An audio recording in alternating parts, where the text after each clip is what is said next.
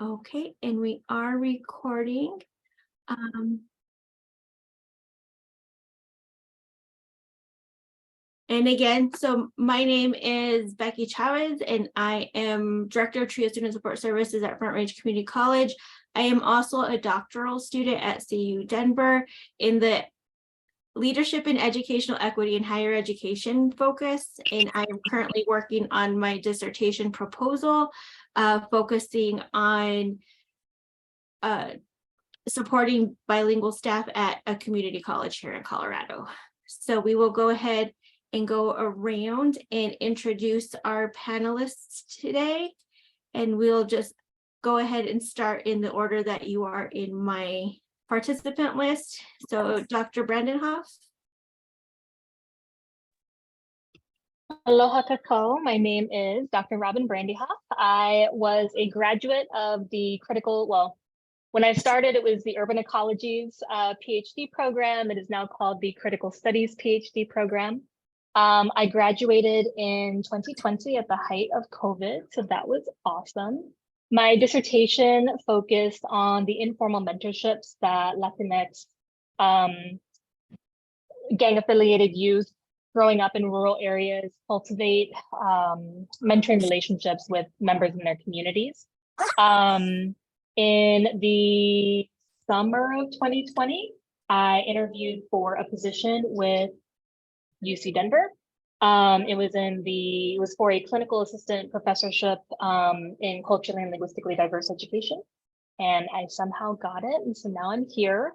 So I am working at the same institution that I graduated from. So I'm a clinical professor. I oversee the Latinx EDB program. I also am the chair of the DEI committee, and I also do just sort of stuff nationally and globally. I'm also the co-president of an international organization called Pedagogy and Theater of the Oppressed. So I've been doing that for several years, and yeah, I just try to be in as many spaces as possible. All right, so really quick. So name, Dr. Robin Brandyhoff, gender pronouns, she, her. Name of current grad, okay, did that. Why did I pursue a doctoral degree? I was never meant to be here at all. So I grew up at what I call the loving intersection of Hawaii and East LA. I grew up in the projects. I am the first in my family to graduate from high school. And I was the first in my neighborhood to also graduate from high school. So I grew up in very gang impacted areas in East LA. I mentioned earlier that my dissertation focused on gang affiliated youth. It was because I was one of those kids. I grew up in an area where the main head gang leader was my next door neighbor. And I just grew up in this space where I was around folks that, to be honest, would not be allowed in schools or in mentoring programs because of their background or because of, the tattoos on their faces or anything like that. But these were all family. They were all honor to me. They were my greatest mentors. And there was one pivotal moment. I was still in high school. I was around the time where you're supposed to be applying to colleges and things like that. And all of my friends, correction. Let me back up. So I dropped out of high school twice. The first time I was enrolled at the local public school.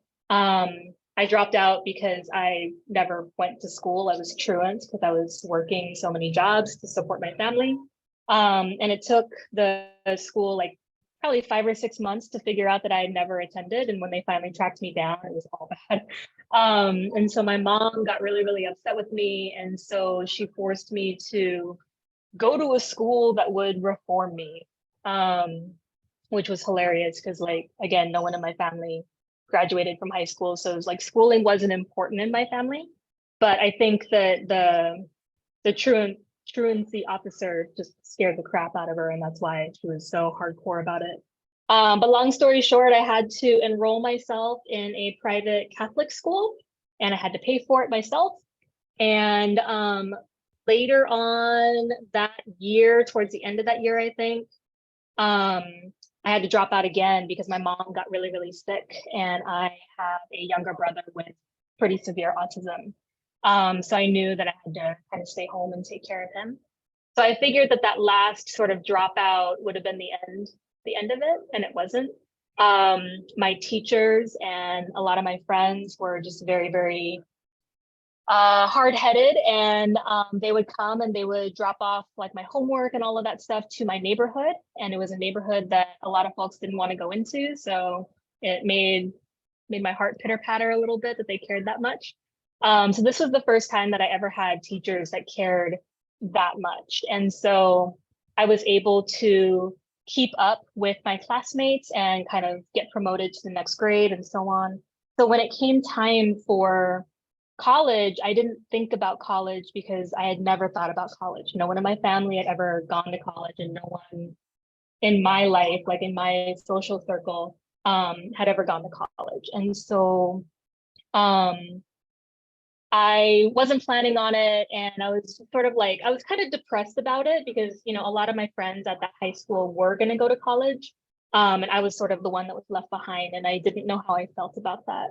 And so I remember sitting on my front porch one day, my neighbor's porch actually, and he sat down next to me, and he was again like the local gang leader, and he sat down next to me and he was asking me about, you know, how's school going? What are you planning on doing next year? Like, have you been applying to colleges? Because I think that should be coming up. And I was like, no, I'm not going to go to college. I got too much other stuff to do. I didn't say stuff. I got all this other stuff to do, and da da da. And he just stopped me and he's like, Mija, you have to go to college. Like you are the hope of this neighborhood. And he pointed to his two little girls and he said, I want my little girls to be able to look up to you one day. And that was really, really a very, very powerful moment for me. To have my neighbor who, you know, despite how he looks, despite his reputation, despite all of those things, that he cared that much about my future, and that he wanted me to be that role model for his own little girls. And so that night I jumped on the computer and I didn't know what I was doing, but I just started applying to colleges. And yeah, miraculously I got into one. I was able to get a pretty solid scholarship to the local, it was like a liberal arts college that I went to. And then sort of from there, everything just rolled. I got into education. I worked with alternative schools, so working with students that were very much like myself. And I realized after a very long time in education that I would only be able to support these students and support these families and communities only up to a certain point. And really, I wouldn't be able to document any of the work that I'm doing unless I had those 3 extra letters behind my last name. And so that was what really prompted me to go after my PhD. And that's why I'm here. Sorry, that was really long. No, thank you. It's an amazing story. Jessica. How are you gonna make me follow up Dr. B? That was amazing. Every time I hear her story, I cry, so I'm sorry. Okay, you guys, my name is Jessica. My pronouns are she, her, and I am in the same program as Becky, the same cohort. So the EDD Leadership in Educational Equity with an emphasis in higher education. And if all the stars stay aligned, I will defend my thesis my dissertation this April. And I am honored to be under the mentor guidance of Dr. Robin Brandehoff. So why did I pursue a PhD? So I don't know why in the beginning. I didn't care about education when I was younger. I had my first child by the time I was 15, and I had 3 children by the age of 20. So I was a high school dropout. I thought I knew everything. And I worked a lot of odd end jobs and essentially raised my children on the welfare system. Every type of welfare you can think of, from Section 8 to TANF to LEAP to free lunches to whatever there was out there, I was on it. And then fast forward quite a few years, I had my fourth child at the age of 26. And at that time, the TANF system had changed. They now, if you wanted to be on welfare, you had to be part of the work to welfare program, which meant you could only receive these benefits for 5 years and you had to like do something, right? So I was like, okay, what can I do? And they essentially told me, and in between that, I have to say I did pick up a GED somewhere. Education wasn't important to my family at all. I'm a first-gen student. My parents did not graduate from high school, but my mother did do something amazing. And in between the third and the fourth kid, she was like, you have to get your GED. I really did it just to appease her, not knowing that that was my golden ticket, right? So anyways, I'm at the welfare office and they're like, you got to do something. So I'm like, well, working, it's not that I didn't like working, but I knew I was smart enough to know that I was never going to get myself out of the situation that I was in if I stayed working in the type of jobs that I was working. But I didn't, like, in my mind, college was for like rich white people. Like there's no way that I could go to college. But they told me about this thing called a FAFSA. And they took me right over to the Community College of Denver into the TRIO office. So I'm a huge fan of TRIO. I'm a product of the TRIO programs. So I started at the Community College of Denver, and like I had to take remedial testing classes, and I started in like 030 math and 030 English, which is like the bottom of the courses to start with. It's like addition and subtraction and where to put periods. So I quickly realized that I loved learning. And I knew after my first semester, I was going to be a doctor. But at the time, I thought success only looked like MD, PharmD, like these hard sciences. So I was like, I'm going to be a pharmacist. I graduated CCD Phi Theta Kappa and went into the Community College of Denver, which was, it was really challenging because it's very different than the community college.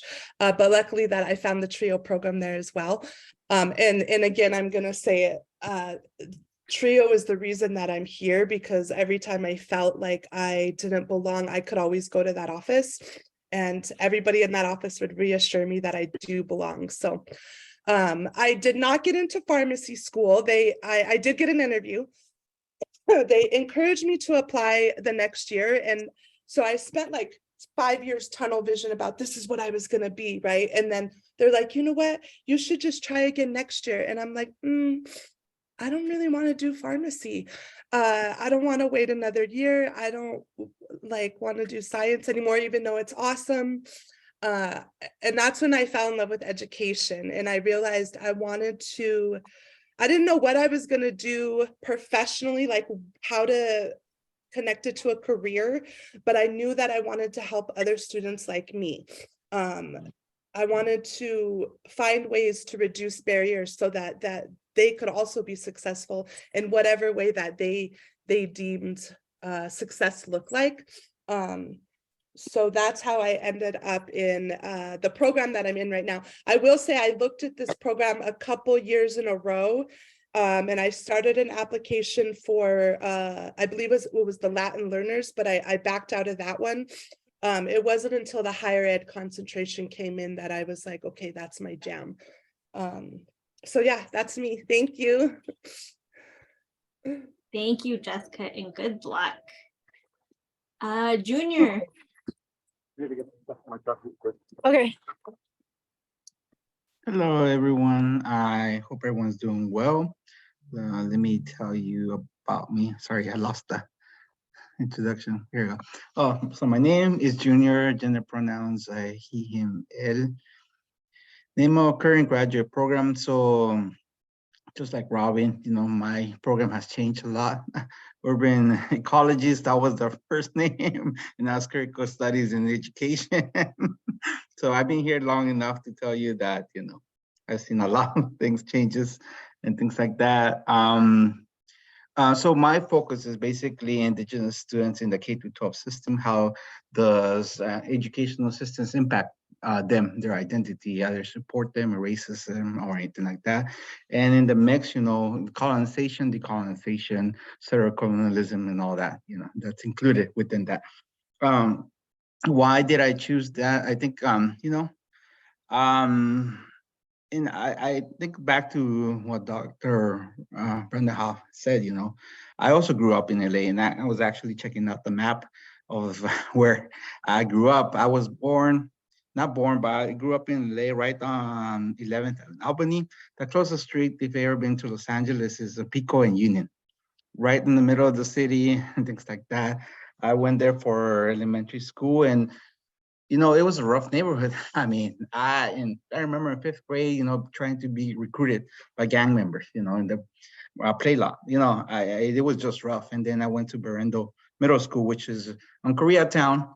And just to get there, you had to go through a lot of gang neighborhoods and things like that. And it was just my parents worked in the garment industry, so they were pretty poor. I mean, they were making $70 a week. Each of my parents, we live in a single studio. I mean, with roaches, there was not a lot of food and things like that. So I think education was always instilled in me as a way towards upward mobility. And I think part of the reason why I came to Denver is because my parents were concerned that I would join a gang and then would not achieve success. So after graduating from middle school, my parents decided to move to Denver, which at the time when I moved, it was nothing but fields and fields and fields coming from Los Angeles. I was like, what's this? I went to high school, and in Los Angeles, the schools, they locked them up to not only to keep people inside, but to keep people out. Here, when I went to Montbello High School, it was nothing but open fields. You could go out to eat. Like, what's this? And I went to a historically Black school, which is Montbello. But, I had prejudices because I lived in Los Angeles. And at the time when I was growing up, there were the riots. So in Los Angeles, very segregated as well. So I was fearful, of living and going to school with Black people, which, I think Denver gave me that opportunity to expand my horizon in that sense, right? And also gave me the opportunity. I think if I hadn't moved to Denver, I don't think I would have pursued education. And the reason why I'm telling you this is because, coming from an immigrant family to Los Angeles, moving to Denver, I didn't really know what the avenues towards success. I know people say, go to college. You hear all the time, counselors and TVs and things like that. But nobody really tells you what to do.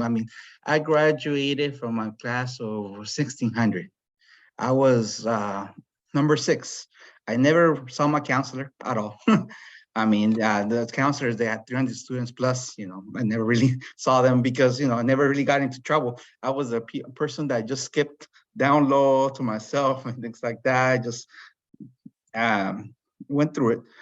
But when I got to Denver and graduating high school, I actually wanted to be a computer engineer. And I applied to Mines and I was accepted and I wanted to go there, but they gave me a scholarship, but it was just too much and I couldn't afford it. And then I wanted to go to Boulder, same thing, I couldn't afford it. And then because of being an first generation program, which is a pre-collegiate program for me. Well, at the high school, we did have TRIO, but TRIO went to CSU Fort Collins. So I decided to stay at CU Denver. And they gave me a scholarship. And that was my initial initiation, I guess, into higher education. Because, I was afraid. I definitely, coming from Montbello, even though it was such a large school, there were like 340 students in my class or so.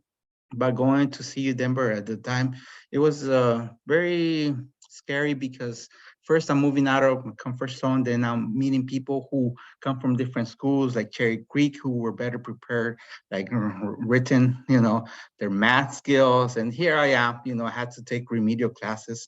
I had to go to CCD for my math. My English skills weren't on par, so I always had that complexities in me, like, am I a good writer or not?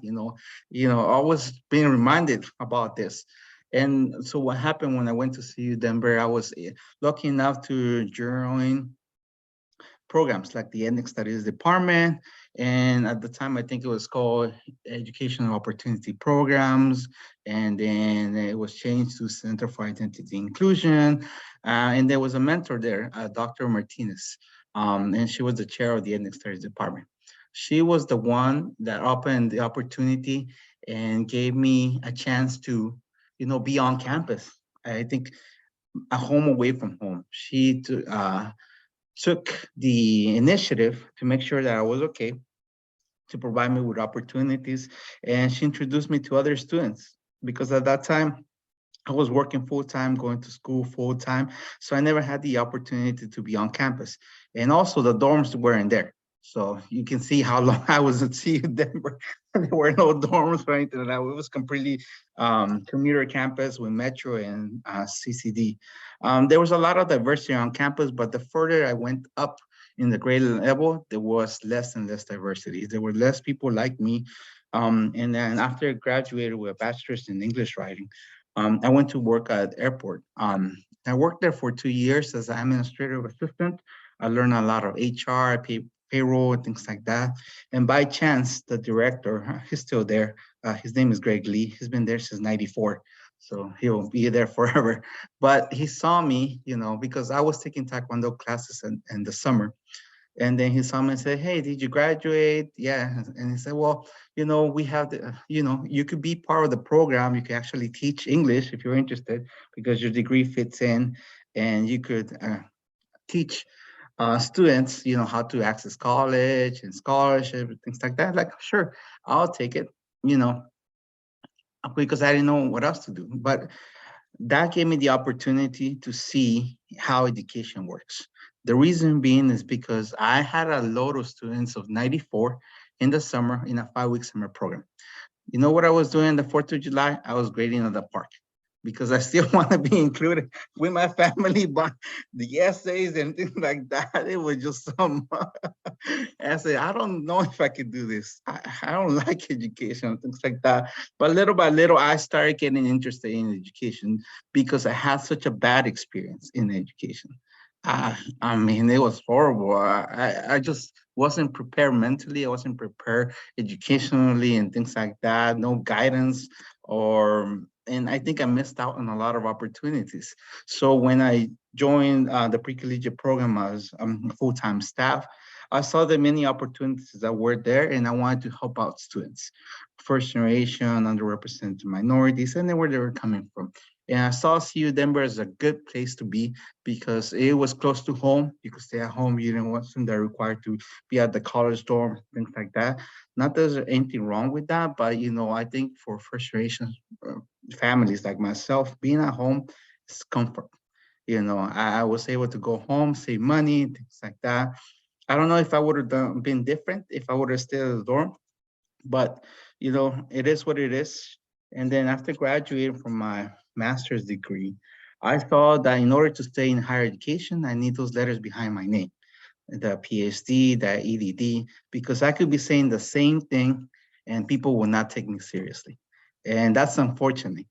And that's why I decided to pursue first an EDD, and then I changed myself to a PhD because Dr. Matias at the time said, I believe you can be a PhD student. And I believed her. I said, well, let me make my journey instead of 3 years to 5 years and now up to 8 years. So here I am still pursuing my PhD degree. It hasn't been easy. There's a lot of things you have to give up, not financially, emotionally, a lot of time with family, a lot of personal time. You want to be doing something else, like actually relaxing instead of having in the back of your mind, oh, I have to do this, I have to do that, and things like that. But it's been a journey that I am what is the word that I want to say? I am privileged to be in education experience. I am privileged to be here because a lot of people have not had that opportunity because nobody took the time to guide them, say, I believe in you, you could go into higher education and, you know, not only get you there because it's easy to get into higher education. The hardest part is actually graduating.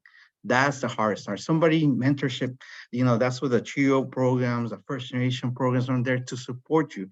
And they give you the opportunity to network, to build your leadership skills, to, you know, get scholarships, internships, whatever you need. There are support systems. And I think people are not aware of that. And that's why I decided to pursue education. And I left Denver. And the reason why I left Denver in April is because I need to expand my horizon. You know, I feel like I was in Denver too long, but now I'm in the East Coast and I'm learning there's so many more opportunities that are missing in Colorado. And I want to make sure that I am able to bring those opportunities back to Colorado. The East Coast connection is real. I mean, you got New York, you got this, and talk about globalization. I mean, they're thinking abroad.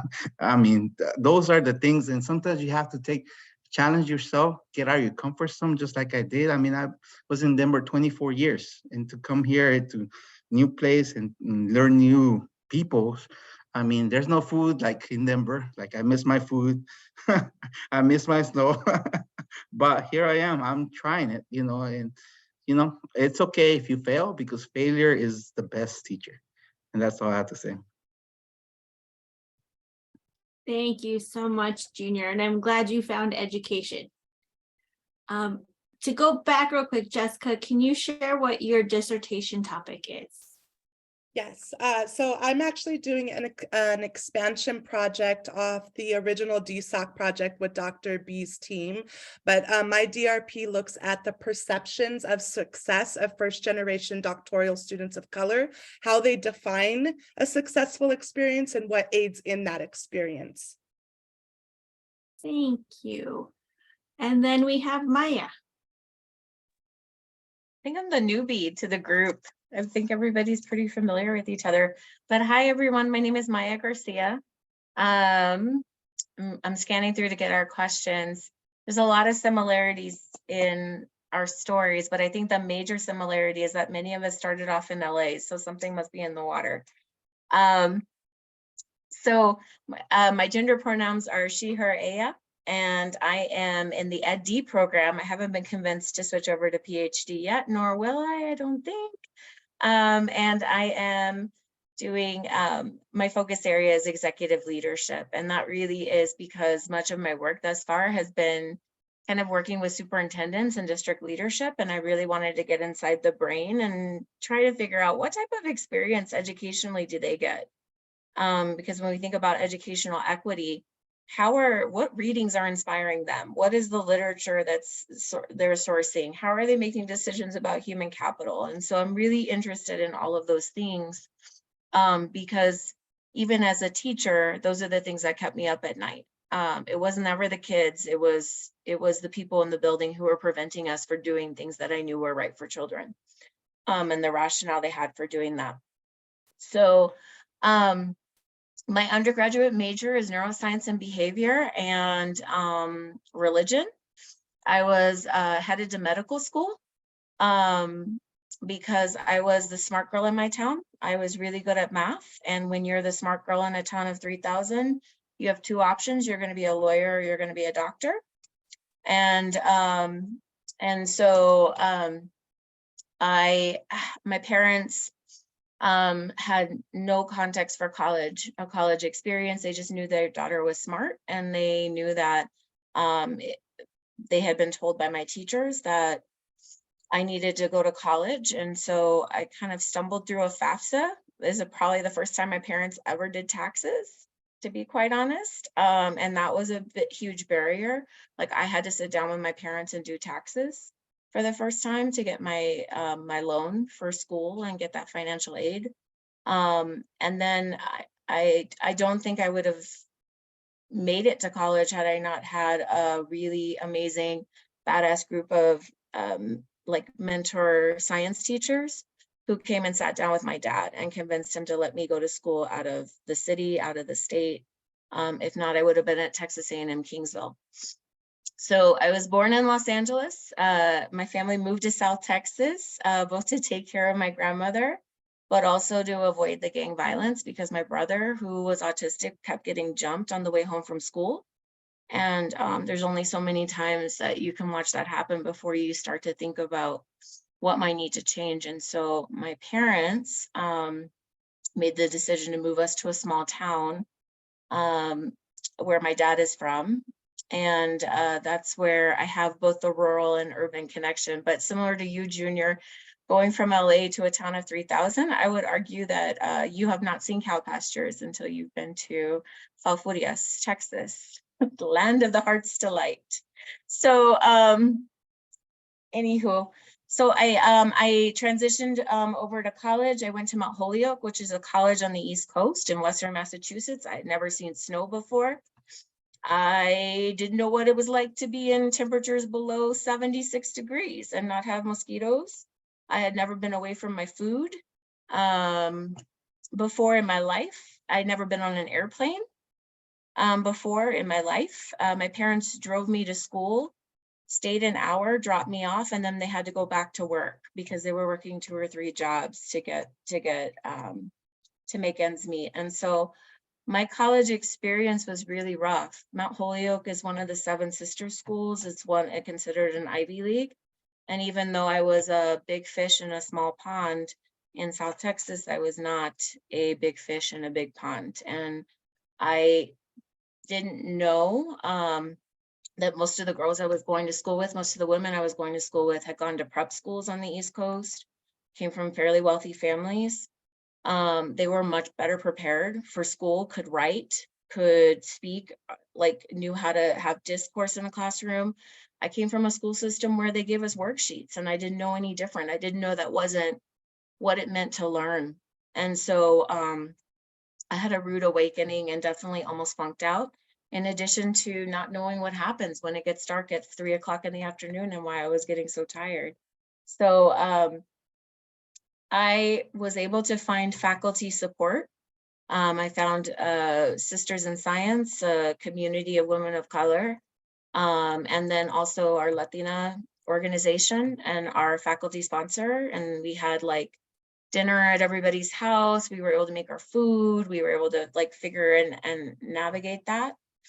And those of us who couldn't go home for Thanksgiving, all of us got together and we had pachanga and we had like pozole and we like would cook. And so just finding those things about being like close to home, even though you're far away, were really important. But I was able to persist because I found community and I was able to build a community and lean into that mentorship and persist. I had to take a year off of school because things were getting overwhelming and I had family obligations. And so just even coming back, I think is working against statistics, you know, like taking a year and a half off and then coming back to school. But in that year and a half off, I discovered that the reason I wasn't excited about school is because I wasn't pursuing my passion or my gift. And that was really kind of thinking about, even though my parents didn't go to college and finished high school, they were always at the schools, kind of involved and engaged in conversations about education, Title I. They were organizers in the community and bringing people to meetings, translating, all of that. And so I grew up being in schools and learning about that and the power of education. And I had an experience where I was working at a school for, it was a juvenile detention center for young women in Holyoke, Massachusetts. And I had more fun there than I had ever had working in a lab with mice. So I met a professor named Becky Packard and I changed my major and transitioned to teaching and was able to switch over my major. And I taught in DC for 8 years and went to Howard University and did some schoolwork there, which is an HBCU, and really started to think about why. why, you know, about access to education, lean into those questions that maybe my parents surfaced for me, but didn't know how to articulate. And ever since then, I've been on this journey, 20 years in, specifically around STEM education, to try and figure out why our kids don't get what they need in school.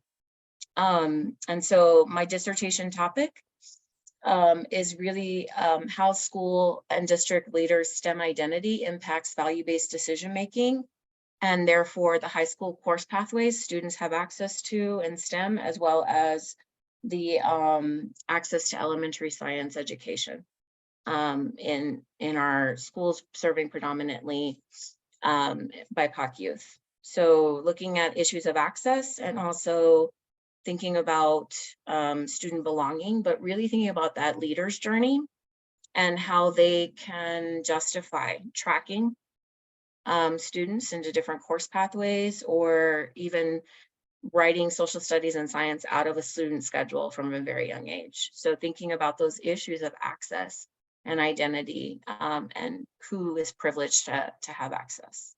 That's what I'm focused on. Thank you so much, Maya. And thank you everybody for sharing your stories. It's interesting to listen to our dissertation topics because they are directly influenced by the experiences that we had as students. And in going into that, if you could please share, for those who want to, how being a first generation college student or student of color has shaped your graduate school experience. And I'll let it, whoever wants to go can go.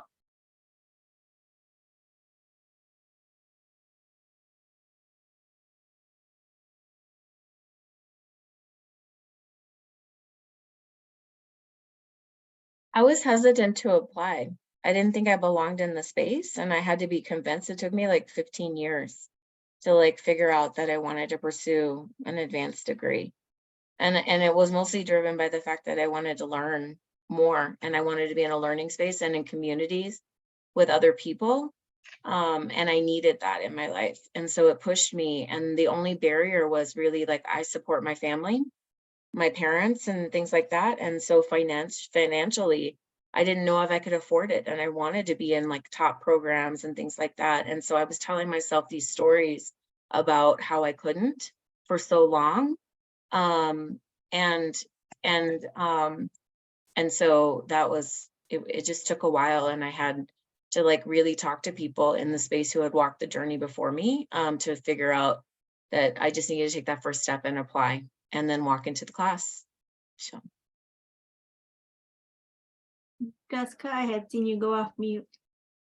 Yeah, so this question I always find interesting, because I think if I was asked this question maybe 3 years ago, I would have talked about how all of the aspects of my identity have hindered my experience. But I look at it so differently now, and I realize that me being first gen, so my experience in graduate education is similar to that in undergrad, in that I had to be fierce in like seeking out resources. I can't, like, I still felt like I didn't belong, but none of that was new because I had already been through that with my undergrad, with my master's. So that experience, or that feeling, as much as it's uncomfortable, it's also everything that I've known through my education. So it has pushed me to find things on my own and seek out things on my own, and has helped me realize how all of these aspects that I thought might hinder me, they actually empower me, and they make me stronger. And it's really my biggest hindrance or barrier in this whole 15-year journey has really just been myself in my mind. If that makes sense. Like I've realized that I can't change the system, but I can continue to breathe into it and bring in people, and together collectively we'll be able to make a change over a long period of time. But I think being first gen in graduate education is very empowering. And it took me a long time to be able to say that. Thank you. Junior or Dr. B? Okay. So I think for me, being first generation has meant that I didn't know. I didn't know, right? From my undergraduate experience, I mean, I was working full time plus 4 hours, was going to school full time. I didn't know. I mean, I did the FAFSA, right? But then after the first year, you know, I didn't know what that work study is or things like that. So I never took advantage of that. And then after my first year, I never did the FAFSA again. So I never was able to capitalize on, you know, scholarships and grants, which I could have, well, been awarded, you know. And I think all I've known is working full time and going to school full time. That's been my experience as a first generation. That I never had that luxury of just focusing on school. You know, that's my main priority. No, I mean, family comes first. You know, where I come from, whatever happens, family will always come first. I'll give you an example. Before I started the EDD program back in 2014 summer, my mom got really sick, and I thought I was gonna lose her. And the bills kept coming up and things like that. And the little money, and I was, I think, $8,000 that I had for my school, you know, I had to give that up for her. And I told her, well, I'm willing to put on hold my education for you because I care for you. But, you know, despite giving that money, you know, I found opportunities through what's it called, the Next Gen program through a school of education. They gave me a ability to work as a graduate student. So that was some money that, you know, I started coming in. I wasn't expecting. It was paying better than most jobs at the time. Was like what, $16 or something like that. Like, hey, I can work. It's flexible enough while still maintaining my full-time job, while still going to full-time school. You know, I mean, that's all I have known. And I think, you know, it's not easy. And not to say that life should be easy, but I think there are so many opportunities that I missed out as a first generation student. But you know what? That has made me resilient. That's the most important thing, you know, despite, you know, even if I lose my job, I still know I am able to get another job. I'm able to continue my education, and, you know, life's not going to be over. That's it. You just got to do what you got to do to survive and continue on.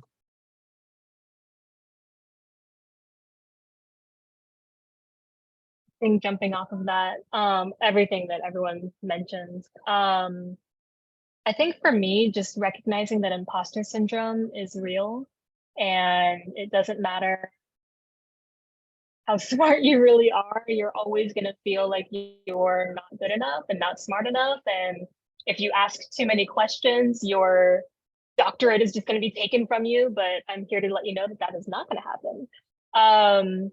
And now that I'm on the other side, on the faculty side, and being able to, you know, have the opportunity to meet with applicants and to review applications and everything like that, I just want you to know, like, if you are here, if you're in the program, it's because you are meant to be here. Like, someone, probably multiple people, went through your application and they saw something in you and in your personal statement and in your drive.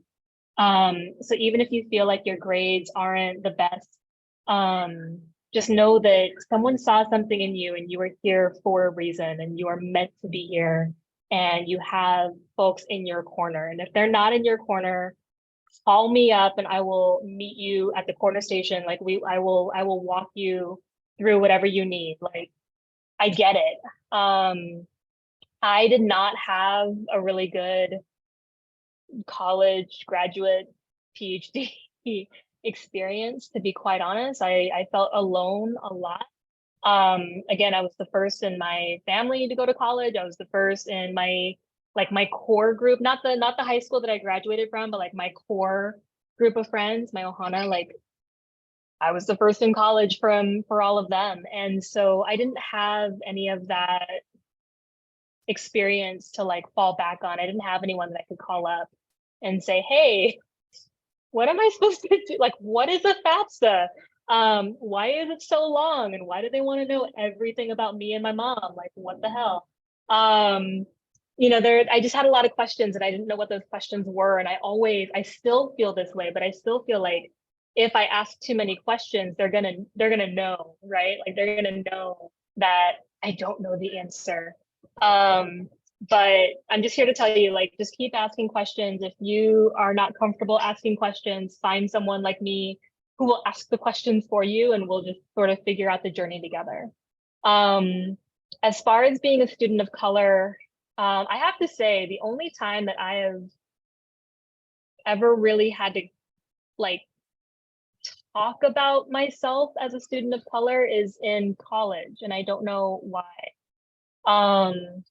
I think that when I started my undergrad and then my master's and then specifically my PhD, because I'm mixed, I always feel like I have to justify my identity and especially my race, and that's come up a lot. That came up a lot during my PhD program with other folks of color, and so I always felt like I had to like have a stance and have like justify why I was here and all of that. And so that was a really, really big struggle for me. And so I think, you know, now being on the other side, I just want to make sure that all folks, again, all doctoral students, like you're all here, you're all meant to be here.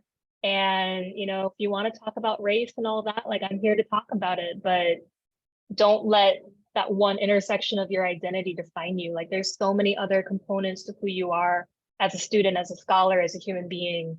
And yeah, so if anyone ever feels like they are in that space where they have to justify who they are and why they're here, I have many expletives that I can share with you on that, but by all means, like just come through, come hang out with me, we'll go grab coffee, we'll talk it out, we'll vent, and then we'll carry on to see another day. But you're all meant to be here, just know that.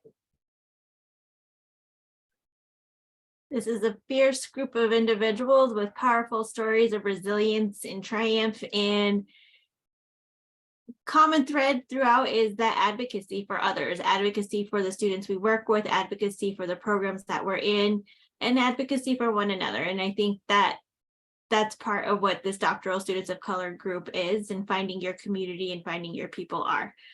So to our next question, and Dr. B and Junior kind of talked about this a little bit, but how are you, or how did you fund your graduate degree? And can you talk about any funding opportunities that you are aware of for others who are going to travel this path sometime down in their future?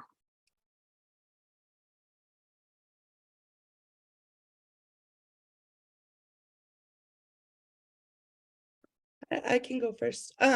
So the way that I am funding, there's really not a lot of funding for EDD programs. So I'm funding my program through a couple different things. One would be the tuition waiver through CU.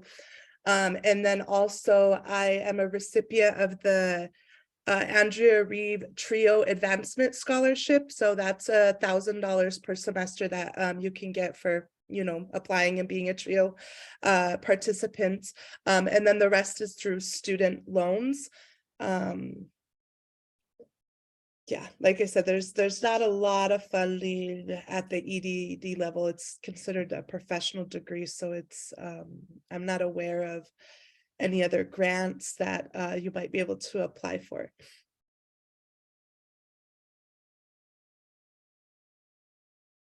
I have always worked multiple jobs. I've been a teacher and been in grad school. I've been and held down 2 or 3 other jobs as teachers do, y'all know, in the process. But one of the reasons why like I really had to be one of the programs I applied for was $65,000 a year for an Ed.D. I'm not going into debt for that. Like that was Vanderbilt, right? And like it's like you want to be in a program that where you feel that connection, right, to the community that's in the program. I think your cohort is going to be your biggest backbone, so you really want to talk to the professors and everything. But in terms of funding, like the program, I was lucky enough to be working at the Colorado Department of Education. There was some government incentive for folks to pursue higher education. I knew that as part of my like work there, that I could apply for that as a government official. That was a benefit that I wasn't prepared for.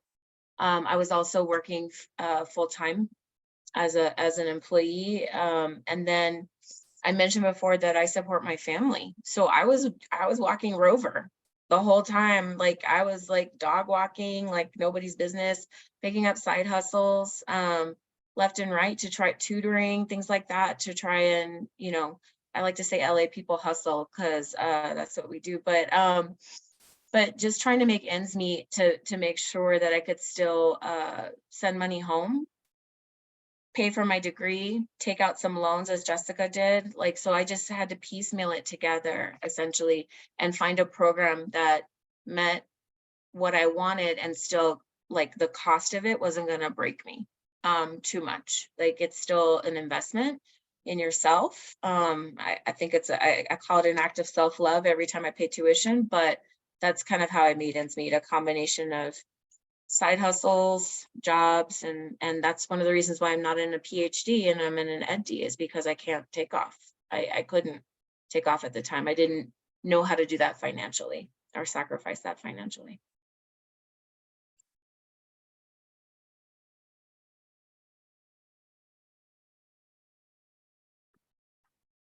I think for me, just like you were saying, I mean, when I got to the EDD and the PhD program, I had the opportunity to be a TA first, you know, learning. And then through scholarships, the School of Education has some scholarships. I mean, they could be $1,000 or $500, things like that, but you have to constantly apply for.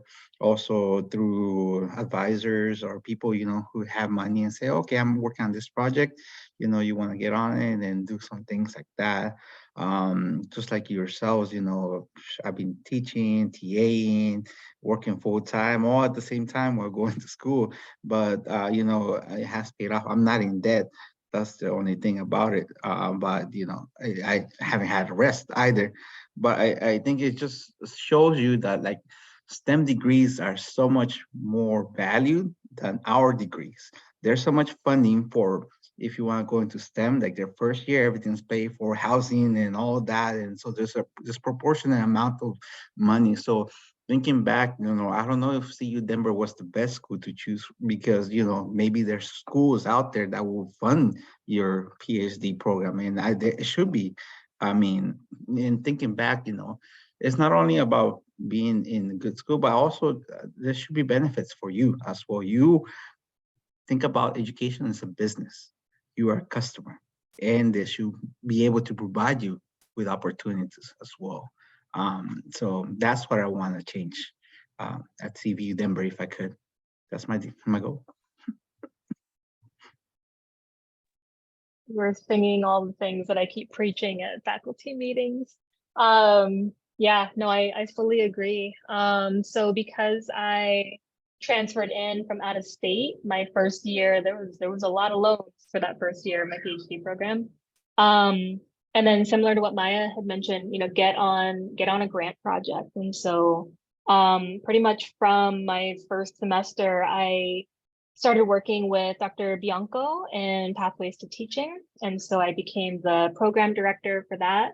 And it was supposed to be like a part-time gig that turned into full-time and beyond at a GRA salary. So it didn't make ends meet, but you know, it did what it had to. And then because I am a first gen student and like, I feel like the only reason that I'm here is because I follow all the rules. And so if there's a handbook, like I'm going to read that handbook and I'm going to follow it to the T. And so I remember in the PhD student handbook, it says, okay, you need to do research, you need to teach, you need to do this, that, and the other. I was like, all right, I'm going to get all that done my first year. And so along with junior, I tagged on to CLDE 1000 with Dr. Posa and was a TA for that. And I think that was the year where it was massive, right? So you and I each took like a section that we TA'd. Yeah, so we learned that class together. So yeah, so we became a TA for that. And then I think in later semesters, I ended up teaching that and a couple of other courses. Sorry, yes, teaching assistant.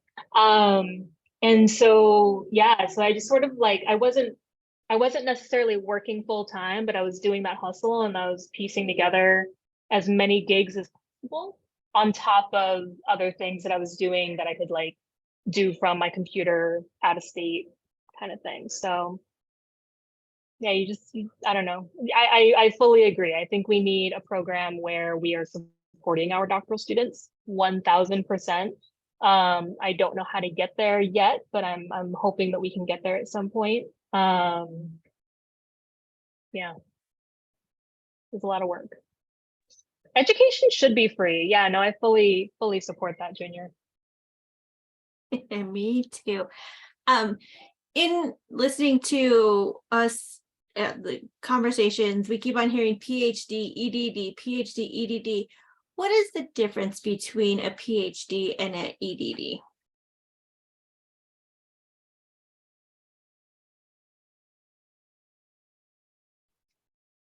I'm kidding. I feel like the people who are defending should have to do this as part of their defense. Just kidding. No, an EdD is for me, it's considered a more practical application. We do a capstone project sponsored by like a place where we're working. So our capstone or our DRP is anchored in a place of work or a business. It's more action research oriented. I understand the difference to be, y'all can check me and demote me if you want to. I understand the difference. Like PhD is making unique contributions to the academy. Like it's like more research focused. It's more you're on a track to professorship or assistant professorship, but it's more focused on a pathway into higher education. And that's changed from what it's been previously. But I mean, you can go into higher education as an EdD now, but I think previously you couldn't.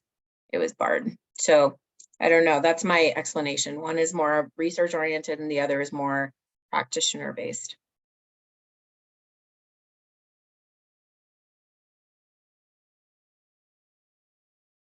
And again, correct me if I'm wrong. I would add to Maya that my understanding is the PhD creates new knowledge, at least a little bit of new knowledge in there, and an EDD can create some new knowledge, or it can replicate something else, proving this is already in existence. So I know one of the reasons that I chose the EDD specifically was because that I thought it sounded like a great idea to get the degree done in 3 years and to run it concurrent with my job and the DRP at the same time. It sounded great.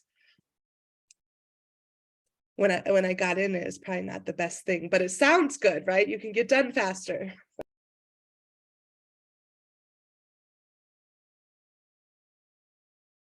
Thank you both. I didn't know the difference until I started my EDD program, and my friend was in a PhD program at Colorado State, and we had to have that conversation of what is your program versus my program. And so that definitely what the both of you, Maya and Jessica, said is what we figured out together. We're both first-gen students working for TRIO student programs, and it took our community to figure it out together. So thank you for that. For our next question, what has surprised you the most about your doctoral studies?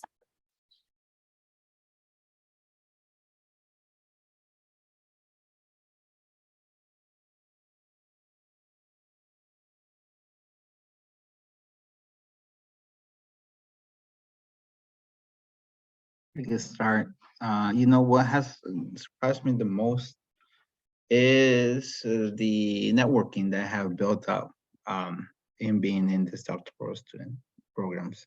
The reason being is because, you know, I was I'm still part of the organization Doctoral Students of Color. And before that, there was nothing that advocated for doctoral students within the school of education or even within the CU Denver.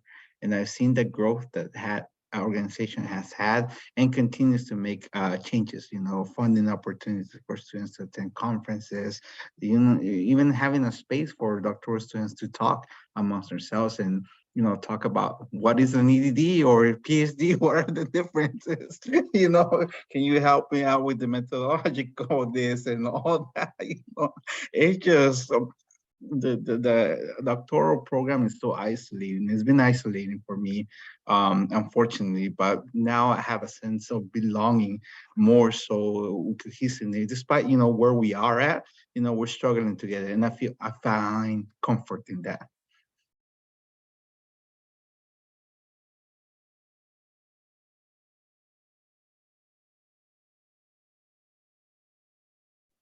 For me, it's been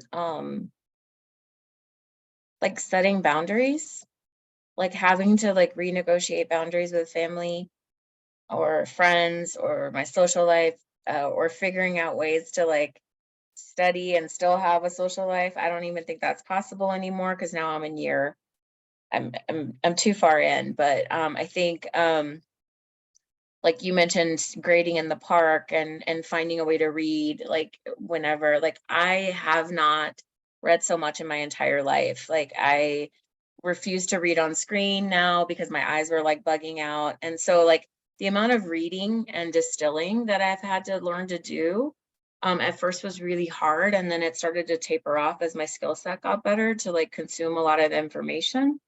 So just the amount of reading and then like really having to kind of be honest with myself about my time and honest with other people. And it's been really tough. I also think finding those that can come with you on your journey is important, and that surprised me, like having a crew to have my back and just like say no, you can keep going. And knowing which friends will do that for you or which like family members will do that for you has been also part of this journey.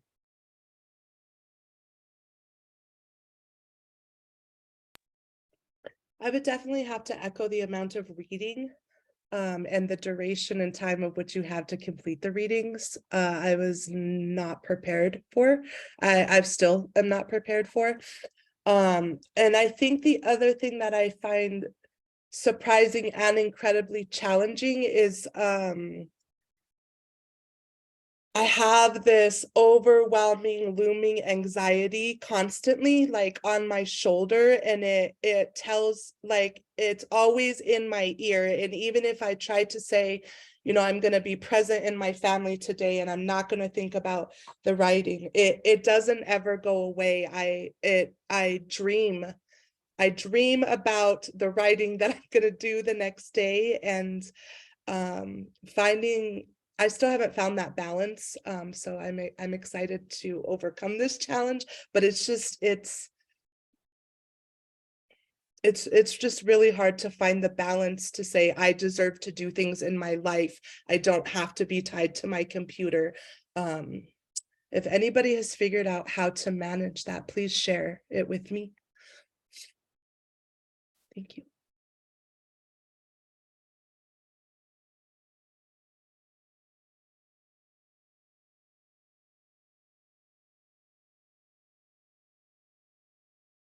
And you each kind of touched upon this a little bit, but what skills have you found to be the most valuable to your program or graduate school in general?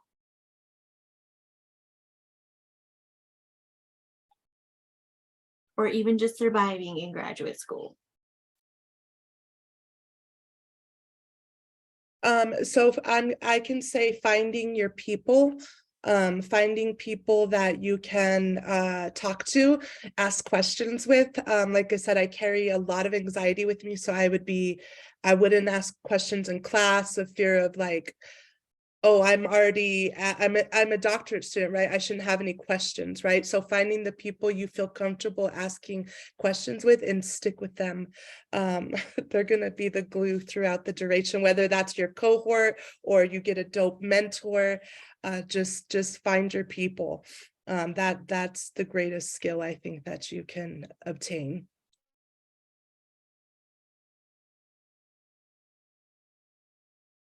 I think for me, it was definitely finding that mentor. It was finding that advisor that was the best fit for me. My initial advisor was not the right person for me. And when I finally switched, it ended up just being the best possible situation. I knew that I was going to finish. I knew that I was going to do the work that I wanted to do and not the work that my advisor wanted me to do. And I also found an advisor who really cared for me, which is kind of a weird nuance. But yeah, no, she genuinely cared for me, and cared about my work and my progress and my professional life and all of that. And she's just been in my corner, and she's still very much a mentor in my life. So find, as Jessica said, like find your people, find a strong mentor, find a strong advisor. If you feel like your advisor is not working for you, go find someone. Like what I ended up doing for a lot of my classes, because I had to do a lot of independent study classes. I didn't know who a lot of these folks were, so I would just randomly email them and be like, "Hi, I read your work. I think you're amazing. Can I buy you a cup of coffee and can we talk?" And that's how I got to connect with quite a few people. And like that's how the ethnography class got started and things like that. So I encourage you that if you have not had the opportunity to reach out and talk to faculty that are part of SEHD, like just cold email them and connect with them. And if you have not found the mentor or advisor that you feel fits you the best, keep searching, keep having those coffee chats. And when you find that person, you know, if they have the capacity to take you on, switch, because you're not beholden to whoever you're assigned.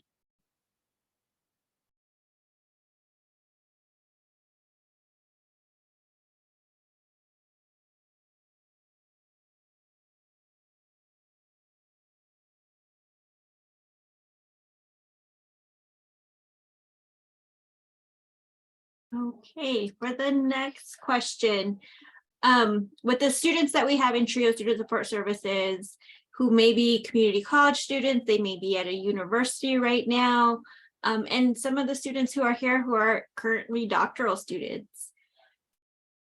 We're managing multiple priorities, family, work, life, everything like that. And sometimes whether it's an assignment for a class or getting through to writing your dissertation, when you get stuck, what has helped you to get unstuck?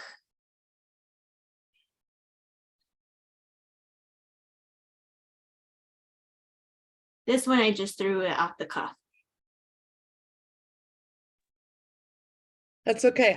I can jump in there. I walk away. I have to give myself some time to like breathe and reevaluate the situation. Because if I keep going and trying to resolve it or unstick it, I'm just going to become more confused and frustrated. So it's even though that anxiety is there talking to me in my ear, I have to walk away and just do some like take a walk, do some processing, put it away until tomorrow, and then come back and look with some fresh eyes.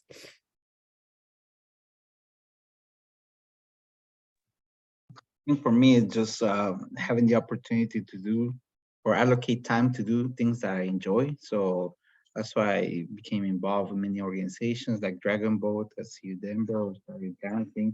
You know, something that takes away from the monotony of reading and doing the same thing, and actually, you know, you're still human. Life's not gonna stop. You know, you're gonna have families, you're gonna get sick, there's gonna be deaths and things like that. So you just have to find that place and those things that make you happy, and then you can find comfort in.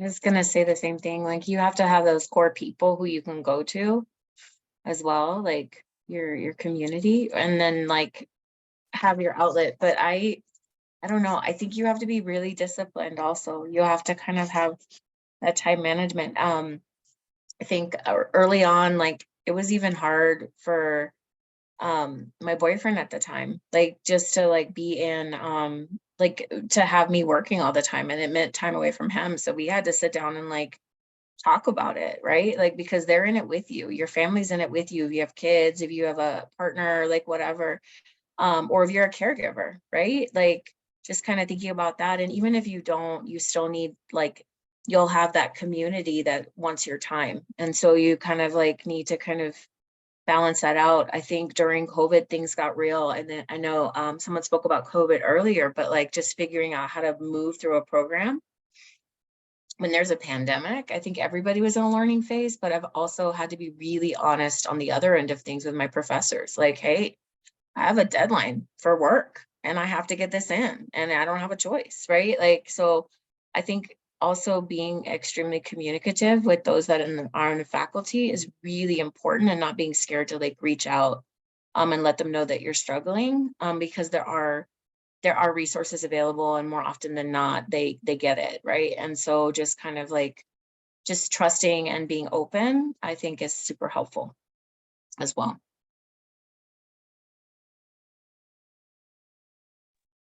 I don't know if I have an answer. I know that when I was in my doc program, I was still running a lot. So I was still training for half marathons and things like that. So I don't recommend that necessarily, but having time to get out and like do something that you enjoy, like my colleagues have mentioned here. If running works for you and you can stomp out all of your anger and all that, then go for it. For me also, I think the further that I got in my program, and I try to stress this with my students, the reading responses, the small papers that you write, things like that, if you can make them work for you, and if they are sort of following the pathway of whatever your future study is going to be, feel free to like not reuse, like don't copy and paste, but like copy and paste and tweak your papers, because it's still your own work, and you can use, if you're like me and like staring at a blank page is more stressful than anything else in the world, you know, copy and paste things that have worked in previous writings and use them to your advantage, rework them to fit the call of whatever assignment or CRP or dissertation that you're working on. And really just try to use what you've already done, because otherwise it's just going to sit in the folder, and it should be utilized because you put a lot of work into it. Definitely. And then the last question before we open it up to whoever wants to ask a question of this amazing group of individuals, what advice do you have for students who are interested in pursuing their graduate studies? Again, our students could be in community college right now. They may be in their undergrad. Maybe some of them are in their master's program. So what advice do you have for them?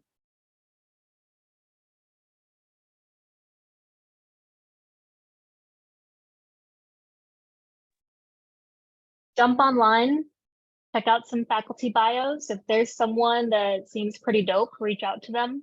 I love getting emails from applicants and prospective students and high school students that are interested in either our university or just in my work, or just have questions in general. So I think, you know, reach out to folks, and if you can establish communication with faculty, particularly the faculty at the university that you're thinking of applying, it can only help you. Like they're gonna know who you are. They're gonna look out for you. They will become a mentor. Like that's part of how you cultivate those relationships, right? And sometimes it just takes writing an email and taking that first step. So I would definitely recommend reaching out and just connecting with folks. You don't need to be besties. Just say hi.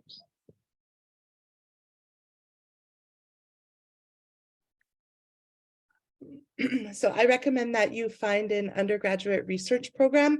Maybe that looks like the Trio McNair Scholars Program, or I know that CU Denver has multiple programs. Eureka, they have a work study for Eureka. So get involved at the institution in undergraduate research wherever you're going to be at. And if there is a McNair program on that campus, I would definitely recommend applying for McNair.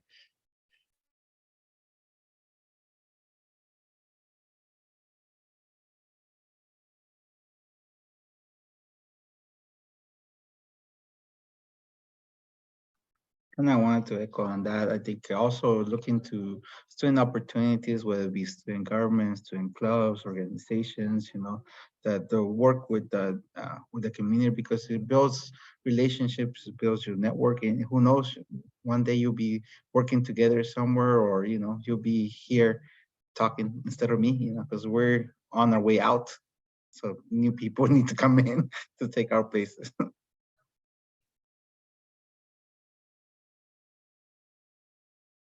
I would say don't let perfect be the enemy of good. I waited too long to get into a program or to apply because I didn't think I belonged. And I think part of what everyone has said helps you find your home a little bit quicker. I let myself not apply, even though I knew I should be in the space. So like, one, you belong, right? And you'll find out if it's not a good fit for you, but that should be your decision, not you telling yourself stories that, you know, like so don't let imposter syndrome get you. Just, you know, take the leap and apply as well.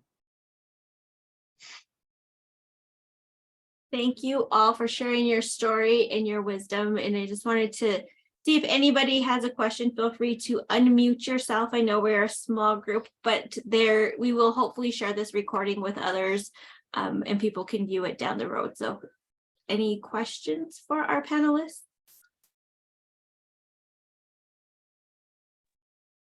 I have a question for all panelists, but particularly for Dr. B. Just following up on the comments that you made earlier about, being very discerning about your committee chair or the members of your committee. If you could, for folks that are, this is my first doctoral program, probably the last one, right? So if you could share, some like elements of like a successful, or what should we be looking for in a committee member, particularly a committee chair, as we start forging that relationship? Excellent question. So for your committee chair, I'm going to give you two different options. So option number one is it's going to be someone whose expertise fits or aligns with the study that you're doing. You're going to want an expert on your committee regardless, because you're going to need that help as you go forward. So expertise in the area of research that you are pursuing, that would be number one. My advisor did not fit that, but I personally, like, knowing how I operate, I need to have a very strong connection with people that I'm working with, especially if it's a dissertation chair. You are going to be interfacing with them a lot. So make sure that it's someone that you can fight back on a little bit here and there, but that you feel comfortable enough going to them for advice and going to them when you are stressed out. And, I think they walk a fine line of being friendly or your friend, but also having that role of, no, I need you to sit down and do the work and get it done, right? So they need to have sort of that component to their personality and their relationship with you. So finding someone that you really, really connect strongly with, and if they happen to be an expert in the research that you're doing, that's like a double whammy. That's a gold star bulk right there. As far as the other committee members, again, you're gonna need someone who you feel is an expert in the study, the research that you're doing. So if it's a specific population that you're working with, if it's a certain methodology that you're doing, if it's program improvement, I am not in program improvement. But I would suggest that my advisees find someone to be on their committee whose focus and work is in program improvement, so that they can bring that lens to the work. And then, yeah, depending on depending on your study, depending on your comfort level with methods, you may also want a strong methodologist on your team if you feel like your chair or one of the other committee members don't necessarily fit that mold. But having a methodologist on your committee is also very, very nice, especially if you are doing the EDD. Let me correct that. If you are doing an EDD, it is optional at CU Denver to have a methodologist on your committee. If you are doing a complicated study that would benefit from having a methodologist, I strongly encourage you to find one for your committee, because your chair may not be able to provide that expertise for you. If you are a PhD student, it is mandatory that you have a methodologist on your team. So that's one of the differences between the two. So someone that you can relate to, someone with the expertise in the area that you're studying, and then methodology.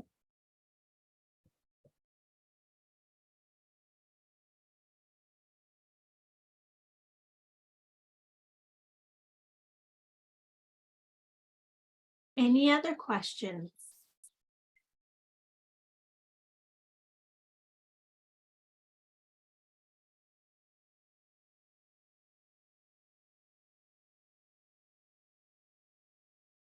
All right, if there are none and you could type them, I'm okay with uncomfortable silences. They're comfortable for me as an introvert. But I just wanted to thank you again for sharing your story and your wisdom and your experiences and your knowledge.